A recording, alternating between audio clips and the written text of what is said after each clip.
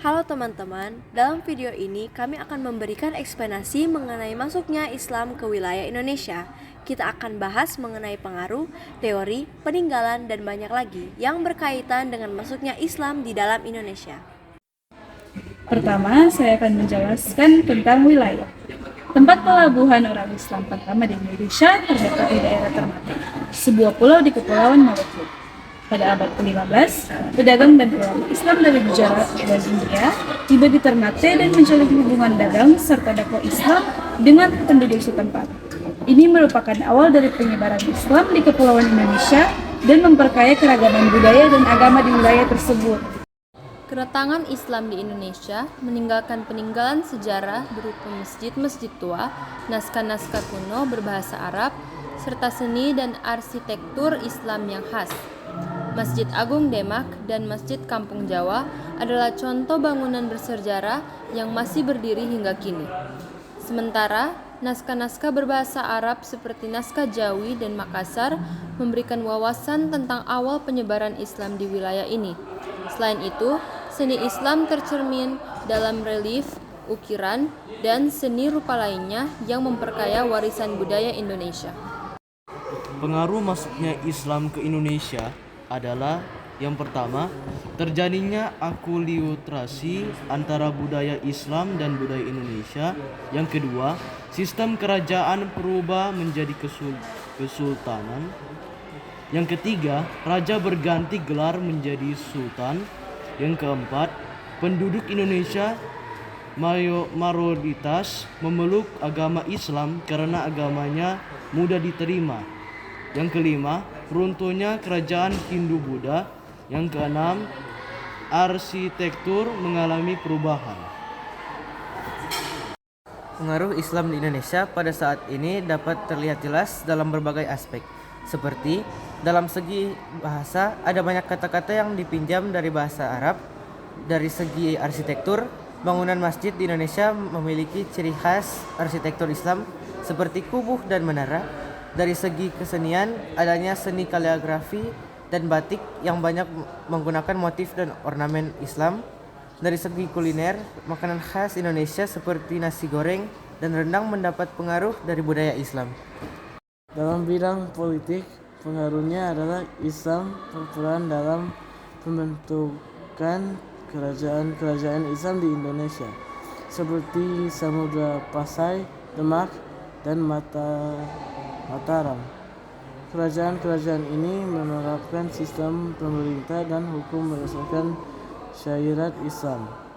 Pengaruhnya dalam bidang ekonomi adalah para pedagang muslim memperkenalkan sistem perdagangan baru dan menjalin hubungan dagang dengan wilayah lain di dunia.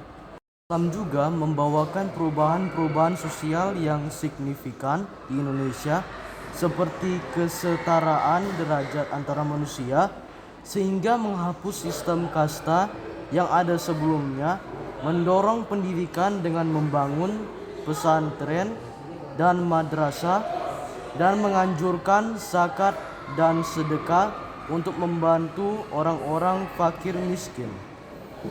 Teori Gujarat dikemukakan oleh seorang ilmuwan Belanda bernama J. Picknapel dan didukung oleh Christian Snoek Gronje. Teori Gujarat beranggapan bahwa Islam dan kebudayaannya dibawa oleh para pedagang dari daerah Gujarat, India yang berlayar melewati Selat Malaka. Teori ini juga menjelaskan bahwa Islam secara masif berkembang di Nusantara sekitar abad ke-13 Masehi melalui kontak para pedagang dan kerajaan Samudra Pasai yang menguasai Selat Malaka pada saat itu. Teori ini diyakini oleh S. Gronje karena adanya hubungan perdagangan yang cukup erat antara Indonesia dan India. Teori Gujarat juga diperkuat dengan penemuan makam Sultan Samudra Pasai, Malik As-Saleh pada tahun 1297, makam Maulana Malik Ibrahim yang keduanya bercorak Gujarat, serta tulisan Marco Polo. Teori masuknya Islam ke Nusantara berikutnya adalah teori Persia. Teori Persia didukung oleh Hussein Jajaningrat dan Umar Amir Hussein. Mereka berpendapat bahwa Islam masuk ke Nusantara melalui para pedagang yang berasal dari Persia, bukan dari Gujarat. Persia adalah sebuah kerajaan yang saat ini kemungkinan besar berada di Iran. Teori ini tercetus karena pada awal masuknya Islam ke Nusantara di abad ke-13, ajaran yang marak saat itu adalah ajaran Syiah yang berasal dari Persia. Selain itu, terdapat beberapa kesamaan budaya dan tradisi di Indonesia dengan yang ada di Persia. Teori Persia juga didukung oleh bukti-bukti lain seperti penggunaan gelar Syah pada raja-raja Islam di Nusantara, beberapa kosakata serapan bahasa Persia ke bahasa Indonesia, persamaan mazhab yang dianut, dan kesamaan ajaran Sufi oleh Syekh Siti Jenar. Selanjutnya adalah teori Cina.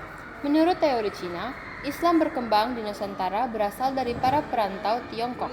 Masyarakat Tiongkok sebenarnya sudah memiliki hubungan erat dengan masyarakat Indonesia jauh sebelum Islam dikenal di Indonesia. Pada masa Hindu-Buddha, etnis Tiongkok telah berbaur dengan penduduk Indonesia melalui perdagangan. Agama Islam sendiri berkembang di Cina pada masa dinasti Tang. Menurut Sumanto Al-Qurtubi, pada masa dinasti Tang di daerah Kanton, Zhangzhou, Quanzhou, dan pesisir Cina bagian selatan telah terdapat sejumlah pemukiman Muslim. Teori Cina dikuatkan dengan adanya beberapa bukti, di antaranya Raden Pata atau bisa juga dibilang sebagai Raja Demak yang merupakan keturunan Tiongkok. Penulisan gelar-gelar Raja Demak dengan istilah Cina, masjid-masjid yang memiliki arsitektur Tiongkok, dan catatan yang menyebutkan bahwa pedang Tiongkoklah yang pertama menduduki pelabuhan-pelabuhan di Nusantara. Kelemahan teori Cina adalah teori ini tidak menjelaskan awal masuknya agama Islam di Indonesia. Teori ini lebih menjelaskan peranan Cina dalam kedatangan Islam ke Indonesia. Teori masuknya Islam ke Nusantara berikutnya adalah teori Arab. Teori Arab didukung oleh beberapa tokoh seperti Buya Hamka dan Van Leur. Dalam teori Arab dijelaskan bahwa Islam masuk ke Nusantara pada abad ke-7. Ajaran Islam dibawa langsung oleh para musafir dari Arab yang memiliki semangat untuk menyebarkan Islam ke seluruh dunia. Teori Arab diperkuat dengan adanya sebuah perkampungan Arab di Barus, Sumatera Utara, yang dikenal dengan nama Bandar Khalifah. Selain itu, di Samudra Pasai, mazhab yang terkenal adalah mazhab Syafi'i. Mazhab ini juga terkenal di Arab dan Mesir pada saat itu.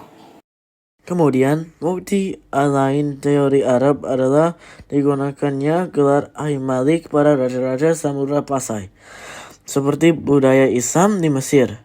Namun, teori Arab memiliki kelemahan. Teori ini dianggap kurang memiliki sumber tertulis yang menjelaskan peranan bangsa Arab terhadap proses penyebaran ajaran Islam di Indonesia. Pertama kali agama Islam dibawa ke Indonesia oleh para pedagang dan misi dakwah dari Gujarat, India. Gujarat merupakan sebuah negara bagian di barat India yang pada masa lalu merupakan pusat perdagangan penting di kawasan tersebut.